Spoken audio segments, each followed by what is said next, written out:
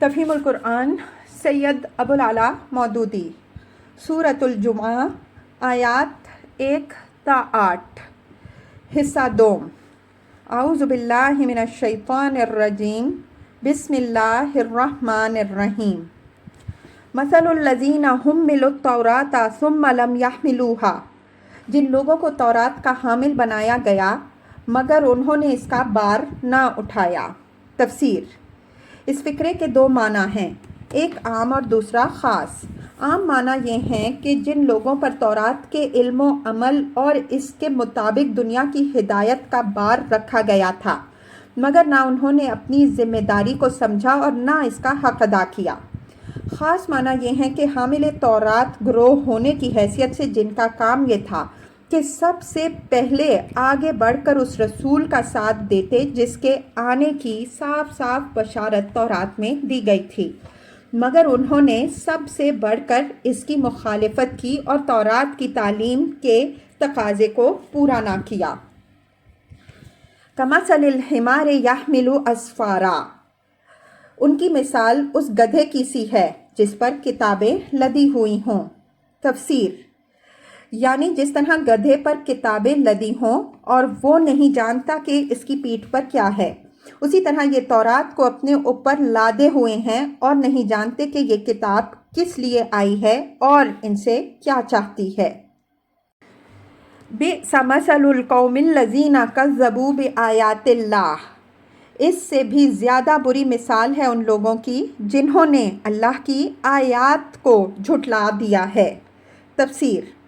یعنی ان کا حال گدھے سے بھی بدتر ہے، وہ تو سمجھ بوجھ نہیں رکھتا اس لیے معذور ہے، مگر یہ سمجھ بوجھ رکھتے ہیں، تورات کو پڑھتے اور پڑھاتے ہیں، اس کے معنی سے ناواقف نہیں ہیں، پھر بھی یہ اس کی ہدایت سے دانستہ انحراف کر رہے ہیں اور اس نبی کو ماننے سے قصداً انکار کر رہے ہیں جو تورات کی روح سے سراسر حق پر ہے۔ یہ نافہمی کے قصوروار نہیں ہیں بلکہ جان بوجھ کر اللہ کی آیات کو جھٹلانے کے مجرم ہیں۔ واللہ لا یہدی القوم الظالمین، ایسے ظالموں کو اللہ ہدایت نہیں دیا کرتا۔ قل، ان سے کہو، یا ایھا الذین ہادوا، اے لوگوں جو یہودی بن گئے ہو۔ تفسیر۔ یہ نکتہ قابل توجہ ہے، اے یہودیوں نہیں کہا بلکہ اے وہ لوگوں جو یہودی بن گئے ہو یا جنہوں نے یہودیت اختیار کر لی ہے۔ فرمایا اس کی وجہ یہ ہے کہ اصل دین جو موسیٰ علیہ السلام اور ان سے پہلے اور بعد کے انبیاء علیہم السلام لائے تھے وہ تو اسلام ہی تھا۔ ان انبیاء علیہم السلام میں سے کوئی بھی یہودی نہ تھا اور نہ ان کے زمانے میں یہودیت پیدا ہوئی تھی۔ یہ مذہب اس نام کے ساتھ بہت بعد کی پیداوار ہے۔ یہ اس خاندان کی طرف منسوب ہے جو حضرت یعقوب علیہ السلام کے چوتھے بیٹے یہودا کی نسل سے تھا۔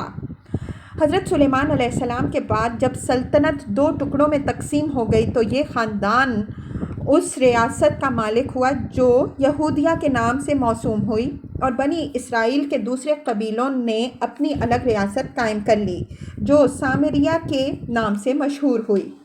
پھر اسیریا نے نہ صرف یہ کہ سامریہ کو برباد کر دیا بلکہ ان اسرائیلی قبیلوں کا بھی نام و نشان مٹا دیا جو اس ریاست کے بانی تھے۔ اس کے بعد صرف یہودا اور اس کے ساتھ بنیامین کی نسل باقی رہ گئی جس پر یہودا کی نسل کے غلبے کی وجہ سے یہود ہی کے لفظ کا اطلاق ہونے لگا۔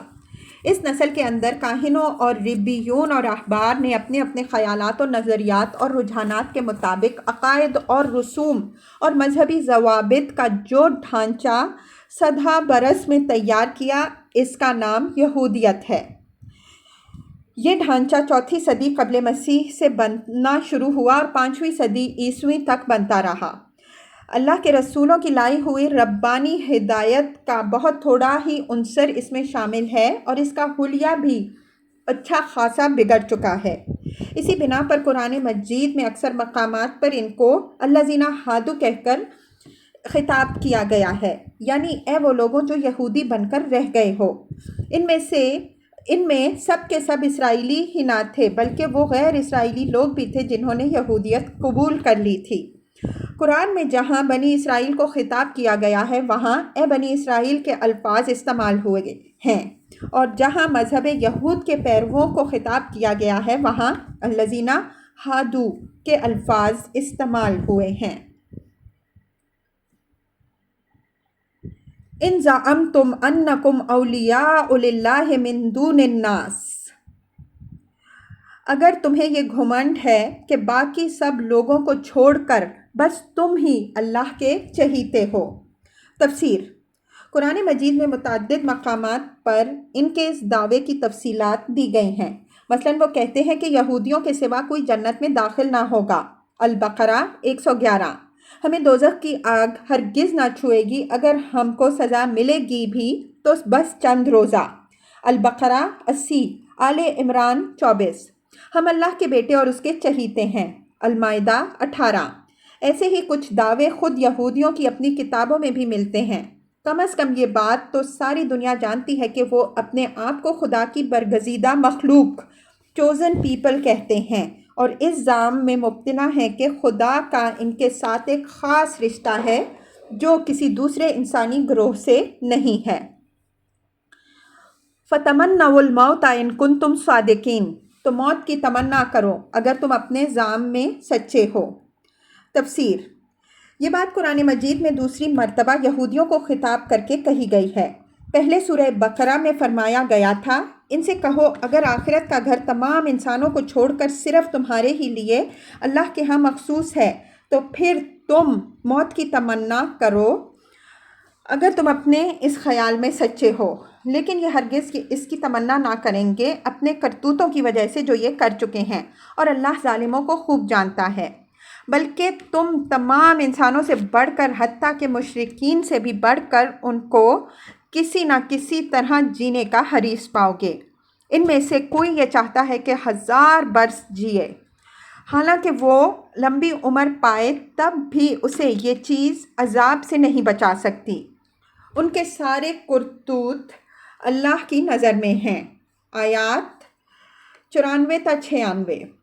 اب اسی بات کو پھر یہاں دہرایا گیا ہے، لیکن یہ محض تکرار نہیں ہے۔ سورہ بقرہ والی آیات میں یہ بات اس وقت کہی گئی جب یہودیوں سے مسلمانوں کی کوئی جنگ نہ تھی، اور اس صورت میں اس کا اعادہ اس وقت کیا گیا ہے جب ان کے ساتھ متعدد مارکے پیش آنے کے بعد عرب میں آخری اور قطعی طور پر ان کا زور توڑ دیا گیا۔ ان مارکوں نے اور ان کے اس انجام نے وہ بات تجربے اور مشاہدے سے ثابت کر دی جو پہلے سورہ بقرہ میں کہی گئی تھی۔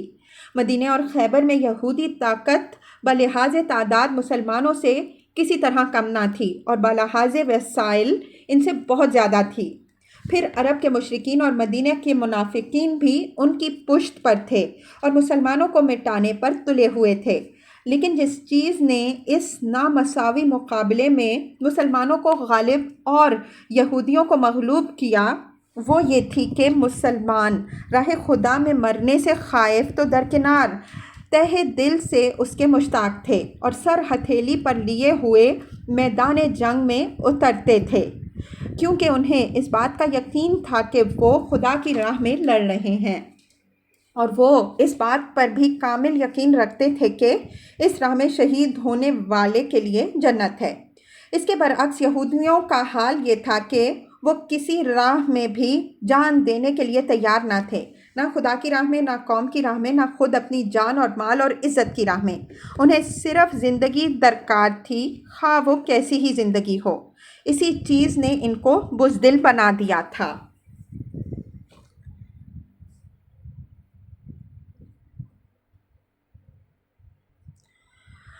وَلَا يَتَمَنَّوْهُ أَبَدًا بِمَا قَدَّمَتْ أَيْدِيهِمْ، لیکن یہ ہرگز اس کی تمنا نہ کریں گے اپنے کرتوتوں کی وجہ سے جو یہ کر چکے ہیں۔ تفسیر: بالفاظ دیگر ان کا موت سے یہ فرار بے سبب نہیں ہے۔ وہ زبان سے خواہ کیسے ہی لمبے چوڑے دعوے کریں، مگر ان کے ضمیر خوب جانتے ہیں کہ خدا اور اس کے دین کے ساتھ ان کا معاملہ کیا ہے، اور آخرت میں ان حرکتوں کے کیا نتائج نکلنے کی توقع کی جا سکتی ہے جو وہ دنیا میں کر رہے ہیں۔ اس لیے ان کا نفس خدا کی عدالت کا سامنا کرنے سے جی چراتا ہے۔ واللہ علیم بالظالمین، اور اللہ ان ظالموں کو خوب جانتا ہے۔ کل ان سے کہو ان الموت الذی تفرون منہ، جس موت سے تم بھاگتے ہو، فإنہ ملاقیکم، وہ تو تمہیں آ کر رہے گی، ثم تردون الی عالم الغیب والشہادۃ فینبئکم بما کنتم تعملون، پھر تم اس کے سامنے پیش کیے جاؤ گے جو پوشیدہ و ظاہر کا جاننے والا ہے، اور وہ تمہیں بتا دے گا کہ تم کیا کچھ کرتے رہے ہو۔